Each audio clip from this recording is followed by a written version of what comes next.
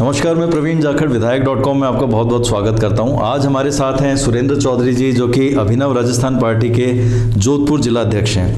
सुरेंद्र जी से हम आपको रूबरू कराएंगे। सुरेंद्र जी और इनकी पार्टी क्या सोचती है, क्या राजस्थान में इन लोगों ने कैंपेन बना रखा है, किन मुद्दों को लेकर सरकार के सामने खड़े हैं, किन मुद्दों को लेकर जनता के साथ खड़े हैं, इन सारी चीज़ों पर बातचीत होगी। और हम लोग आपको बताना चाहेंगे कि जयपुर में 29 तारीख को अभिनव राजस्थान पार्टी एक बहुत ही बड़ा प्रदर्शन करने जा रही है, जैसा सुरेंद्र जी ने हम लोगों को बताया। तो हम लोग पूरी बातचीत करेंगे। सुरेंद्र जी, आपका बहुत बहुत स्वागत है विधायक.com में। नमस्कार सर। अभिनव राजस्थान पार्टी में काफ़ी पढ़े लिखे लोगों की पार्टी है और काफ़ी चर्चा में धीरे धीरे बनती जा रही है। हम लोग जानना चाहेंगे, हमारे दर्शक जानना चाहेंगे कि आप क्या कर रहे हैं पार्टी में, आपके कैंपेन क्या हैं, 29 को आप लोग क्या करने वाले हैं, उसके बारे में बताएं। सबसे पहले तो सर आपका बहुत बहुत आभार, और राजस्थान के सभी दर्शकों को, विधायक.com के सभी दर्शकों को हमारा नमस्कार। अभिनव राजस्थान पार्टी जो अपने 15 मुद्दे हैं, जो जन सरोकार से जुड़े मुद्दे हैं, उनको लेके 2021 और 2022 में बड़े प्रदर्शन के मूड में हैं। उनमें से ही एक मुद्दा है हमारा, जो गौचर को डेवलप करने का, बेसहारा गायों के लिए। राजस्थान में टोटल 17 लाख हेक्टेयर ज़मीन जो है गायों के नाम से रजिस्टर्ड है। और वर्तमान की जो कांग्रेस गवर्नमेंट है, उन्होंने भी जोश जोश में 400 नंदीशालाएँ खोलने की घोषणा की है, और विधानसभा में विधायकों ने मेजें भी थपथपाई है। लेकिन अगर हकीकत देखें तो अभी तक मात्र 16 गौशालाएँ जो है, नंदीशालाएँ हैं, जो ज़मीन पे उतर पाई है। ऐसी दशा में जो बेसहारा गायें हैं, जो सांड है, वो जो पॉलीथीन खा रहे हैं, कचरा खा रहे हैं, ये हमारे राजस्थान के समाज के ऊपर एक कलंक है। इस कलंक को धोने के लिए हम लोग बाहर निकले हैं, और हम ये 29 दिसंबर को राजस्थान की राजधानी जो है जयपुर, उसमें स्टैचू सर्किल पे प्रदर्शन करेंगे, जिसका नाम हम लोगों ने अभिनव प्रदर्शन दिया है। स्टैचू सर्किल से हम लोग गौपालन विभाग तक जाएंगे। हम बेसहारा जो गायें हैं उनकी जुबान बनेंगे। हमारा ये एजेंडा रहेगा कि जो गवर्नमेंट है, जो 17 लाख हेक्टेयर जो ज़मीन है, उनको डेवलप करे, नरेगा के माध्यम से डेवलप करे। नरेगा के माध्यम से डेवलप करने से क्या होगा कि जो काम है, नरेगा का जो पैसा है वो उसमें लग जाएगा, और गायों को भी काम हो जाएगा।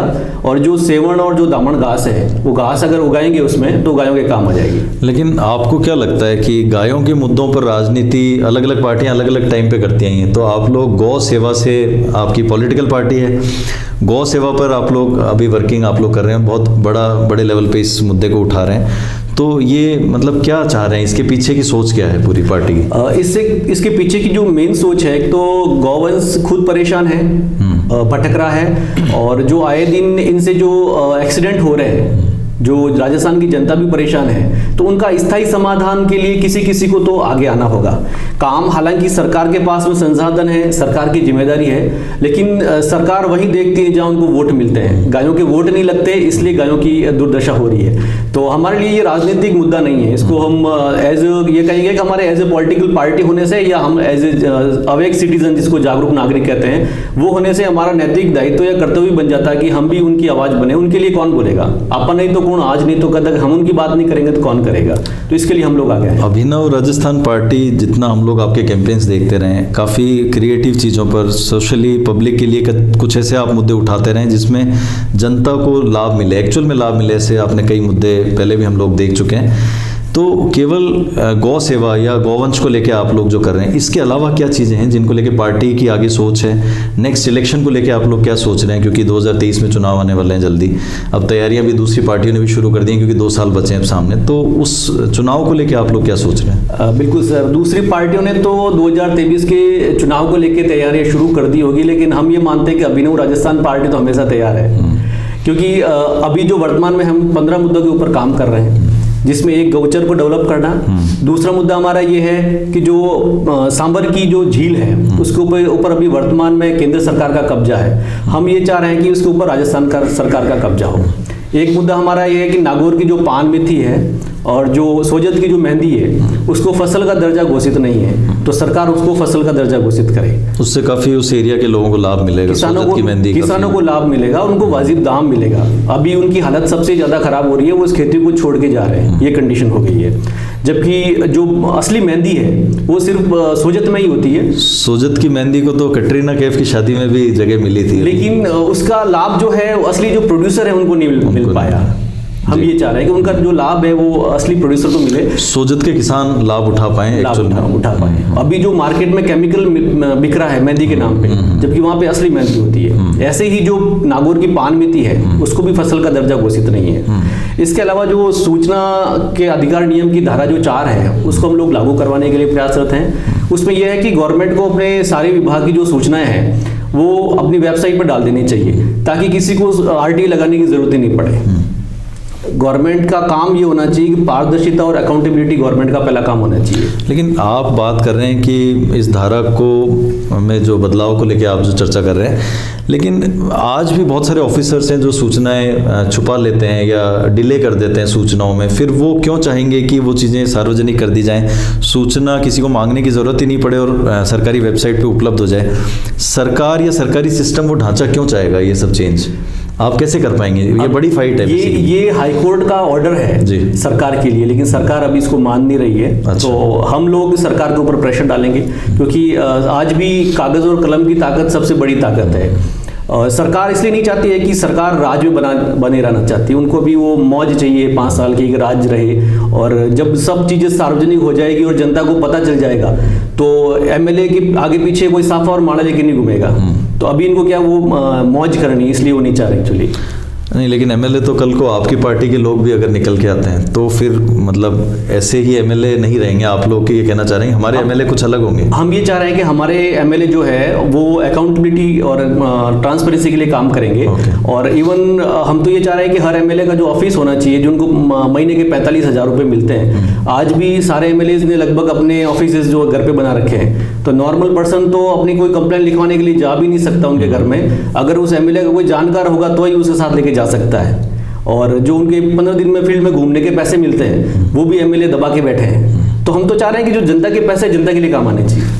आपकी पार्टी ने एक कैंपेन चलाया था जिसमें एक बार आप लोगों ने शपथ पत्र की बात की थी कि हर कैंडिडेट को एक शपथ पत्र स्टैम्प पेपर पे लिख के देना चाहिए। वो क्या वादे कर रहा है, और फिर चुनाव में अगर वो जीत जाता है तो स्टैम्प पेपर के बेस पे आगे काम होने चाहिए, बात की जानी चाहिए। जी सर, उस बारे में क्या कहेंगे? अभी हो ये रहा है कि कोई भी पार्टी लोक लुभावने वादे कर रही है और जनता जो वोट दे रही है उनके वादों पे दे रही है, और जब वो जीतने के बाद वो वादे भूल जाते हैं और जनता ठगा सा महसूस करती है। तो हमने इस चीज़ को, ताकि कोई ठगे नहीं जाए, तो अभिनव राजस्थान पार्टी ने 2018 में विधानसभा चुनाव लड़ा था राजस्थान का। उसमें हम लोगों ने अपने जो चुनावी घोषणा पत्र है उसको स्टाम्प पे ऊपर लिख के दिया था, ताकि हमारी जिम्मेदारी तय हो। कल हम भी अगर जीते तो जनता हमसे पूछ सके और कोई भी कोर्ट में जा सके कि साहब इन्होंने हमारे साथ 420 की है, हमारा वोट ले लिया और ये काम नहीं कर रहे हैं। तो हम भी ये चाह रहे हैं कि और भी पार्टियां हैं अपने चुनावी घोषणा पत्र को स्टाम्प पे लिख के लेके आए, ताकि उनकी कानूनी रूप से वैधता रहे। कई पार्टियों ने, जितना मेरे को ध्यान में आ रहा है कि कई पार्टियों ने नकल भी की है, छोटे छोटे स्तर पे उन्होंने अपने स्टैम्प पेपर्स पे कई कैंडिडेट्स ने दिए हैं शपथ पत्र कि हम लोग काम करेंगे। हम इसको एक्चुअली लोक नीति कहते हैं। हम राजनीति की विदाई करने के लिए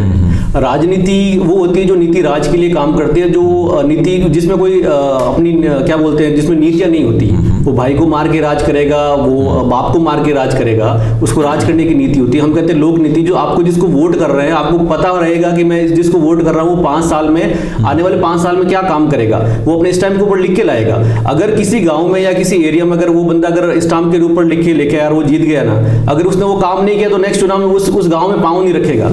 तो ये सारे जो सिटीजन हैं, जो जितने भी गांव वाले हैं, जितने भी दर्शक देख रहे हैं, उनकी जिम्मेदारी बने कि आने वाले चुनाव में अपने, चाहे सरपंच का चुनाव ही क्यों ना हो, उनसे लिखवा के ले कि जो आप मारवाड़ी में कहावत है कि 100 बकिया रेग लिखिया, तो जो वो बात गलत नहीं, उनसे लिखवा के लीजिए जो वो काम करना चाह रहे हैं। आपको लगता है कैंडिडेट इस लेवल पे आ पाएंगे? क्योंकि कई विधायक काफ़ी भारी हो जाते हैं जीतने के बाद, या मंत्री बन जाते हैं तो थोड़ा कह सकते हैं हम लोग कि वो फिर इन चीज़ों के मायने नहीं समझेंगे। तो वो लोग कैसे इस लेवल पे आएंगे? क्या जनता उनको मजबूर कर पाएगी कि आप हमें शपथ पत्र तक लिख के दीजिए आप क्या करने वाले हैं?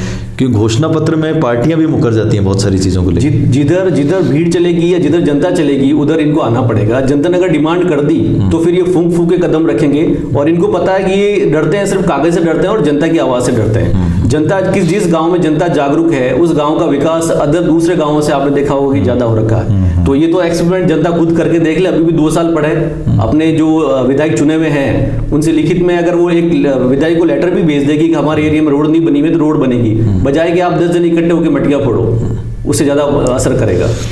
सुरेंद्र जी, आप लोग जिस तरह वर्किंग कर रहे हैं उसमें आपके और क्या एजेंडा हैं कि जिनको लेके आपकी पार्टी काम कर रही है? क्योंकि राजनीति एक बड़ा पोर्टफोलियो है। केवल हम लोग देखें कुछ मुद्दों को लेके हम लोग आगे बढ़ें तो एक बड़े पोर्टफोलियो में वर्किंग करने के लिए उसी तरह के मुद्दों की ज़रूरत है। पूरे राजस्थान में जैसे आप लोग काम करना चाह रहे हैं, बढ़ना चाह रहे हैं, आपको कई जगह बहुत पसंद भी किया जा रहा है, साफ़ सुथरी इमेज के लोग आपकी पार्टी में हैं, इसी वजह से काफ़ी लोग पढ़े लिखे लोग आपको लाइक भी कर रहे हैं। और तीसरा फ्रंट जो है राजस्थान में बहुत ज़्यादा कुछ कर नहीं पाए, जितनी की उम्मीद थी। हनुमान बेनीवाल आए थे, उनसे काफ़ी उम्मीद की गई थी, फिर वो बीजेपी के सपोर्ट में चले गए। तो क्या आपकी पार्टी से ये उम्मीद की जा सकती है कि कभी तीसरे फ्रंट में किसी धारा में शामिल होंगे आप लोग या कुछ कर पाएंगे? सर, हमारी पार्टी का जो उदय है अभिनव राजस्थान पार्टी का, वो इस हमारा जो टैगलाइन है वो है असली लोकतंत्र असली विकास। आज आज़ादी के 70 साल बाद भी कोई भी ऑफिस अपन को ये नहीं लगता कि हमारा है।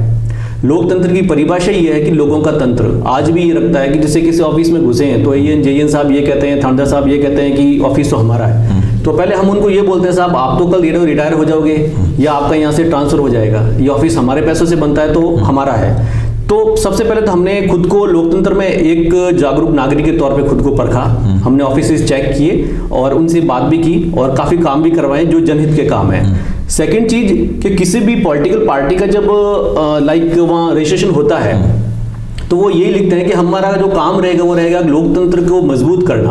और लोकतंत्र का मजबूत करने का मतलब है लोगों के उनके अधिकार के बारे में बताना, ना कि राजतंत्र या जो शासन के अंदर बैठे हैं उनकी पैरवी करना। तो हम ये मानते हैं कि हम लोगों की आवाज बन रहे हैं, लोगों को एक प्लेटफॉर्म अवेलेबल करवा रहे हैं। हमारी जो अभिनव राजस्थान पार्टी के जो मुद्दे हैं वो लोक और जनहित के मुद्दे हैं। और जैसे विद्यार्थियों के लिए हमारे मुद्दे काफ़ी ज़्यादा मुद्दे तो इस गवर्नमेंट ने लागू कर चुके हैं हमारे। जैसे कि हमारा जो घोषणा पत्र था कि स्टूडेंट्स को हम लोग इनको स्टाइपेंड देंगे। हमारा ये था कि जो कॉलेज स्टूडेंट्स को देंगे, लेकिन ये गवर्नमेंट क्या कर रही है, ये कह रही है कि जिनकी स्टडी कंप्लीट हो गई है उनको देंगे। तो हमारा ये कह रहा है कि जिस स्टूडेंट स्टडी कंप्लीट कर ली है अगर उसको भी रोजगार नहीं मिल रहा तो उस स्टडी का काम क्या है, ऐसी स्टडी का। सेकंड हमारा ये था कि जो जितने भी एमएलएज रह रहे हैं, बड़े बड़े क्वार्टर्स में रह रहे हैं, उनकी जगह अच्छे एमिनेंट्स के फ्लैट्स रहेंगे।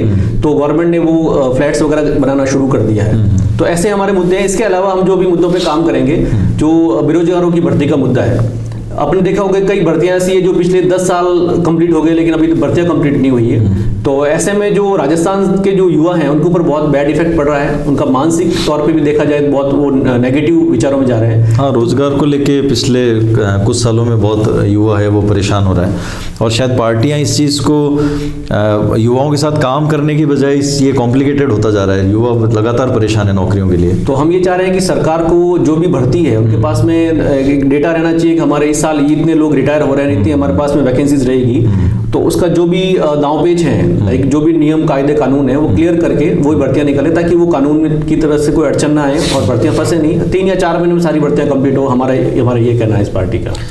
आप लोगों की नेक्स्ट इलेक्शन के लिए क्या तैयारी? 2 साल बचे हैं, बड़ी पार्टियां कांग्रेस है, बीजेपी है या और आरएलपी भी अपने स्तर पे तैयारियां जितना वो बता रहे हैं कि शुरू कर चुकी है, क्योंकि 2 साल बचे हैं, अब सामने आ चुके हैं चुनाव। अब नेताओं के पास इतना टाइम नहीं रहेगा कि वो और चीज़ों में ध्यान देने की बजाय अब वो अपने फील्ड में, अपने एरिया में, लोग विधानसभा में ध्यान देने लग गए हैं।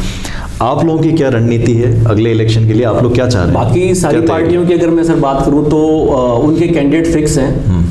जो अगर बाप एमएलए है तो बेटा उसमें दावेदार फिक्स है। हम ये चाह रहे हैं कि जो जनता में से एमएलए बनने के जो रियल कैंडिडेट हैं, जो जनता की आवाज बन सके और जो जनता के लिए जुझारू, आज भी ऐसे कई लोग हैं जो जनता की आवाज बनते हैं अपने अपने एरिया में। तो हमारी जो अभिनव राजस्थान पार्टी है उन लोगों को कैंडिडेट बनाएगी और हम लोगों की तैयारियां हैं और हम लोग जनता के मुद्दे हैं उनके ऊपर अभी काम कर रहे हैं। और चुनाव हम मानते हैं कि बहुत ईजी काम है, जनता के लिए काम करना बहुत मुश्किल है। और चुनाव जीतने के लिए आपको जो अभी वर्तमान पार्टियां कर रही है, जाति वाला दांव खेलते हैं और भी 2 दांव खेलते हैं, तो वो उस मुद्दे में उनकी तैयारी उस मुद्दे में चल रही है कि हम इतने जाति को लोग को ये पोस्ट दे देते हैं, इतनी जाति को वो देते हैं। हम उस वे में अभी है नहीं और हम उधर जाना भी नहीं चाहते। हम तो जनता को इतना अवेयर करना चाह रहे हैं कि वो किसी कैंडिडेट को चुनेगी उसको ठोक परख बजा के चुनेगी, हाँ हमारा कैंडिडेट ही होना चाहिए। मतलब आप जनता के मुद्दों से, जनता के लिए ही खड़े होकर, जनता के पाले में खड़े होकर आप चुनाव लड़ना चाह रहे हैं? बिल्कुल, असली लोकतंत्र असली विकास का हमारा जो मुद्दा है वो यही है। हम लोग अभिनव राजस्थान पार्टी के फ्यूचर में भी आपको रूबरू कराते रहेंगे, जो नेता हैं इनके, जो जितने भी लीडर्स हैं अच्छे,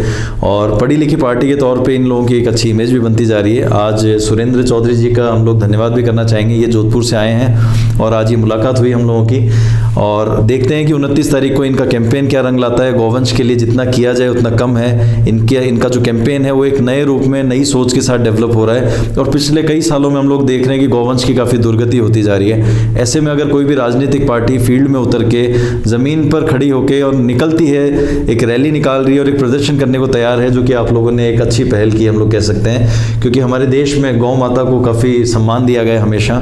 तो उसके लिए आपको बहुत बहुत शुभकामनाएं। आप लोग उस कैंपेन को जितना गौ माता के लिए अच्छा कर सकते हैं वो बहुत ही बढ़िया बात है। हम लोग लगातार आपको ऐसी वीडियोस और ऐसी लीडर से मुलाकात यहाँ पर करवाते रहेंगे हमारे चैनल में। अगर आपको हमारा चैनल पसंद आ रहा है तो चैनल से जुड़े रहिए, लाइक और सब्सक्राइब कीजिए, वीडियो को ज़्यादा से ज़्यादा शेयर कीजिए। अगले वीडियो में फिर मुलाकात होगी। नमस्कार। नमस्कार।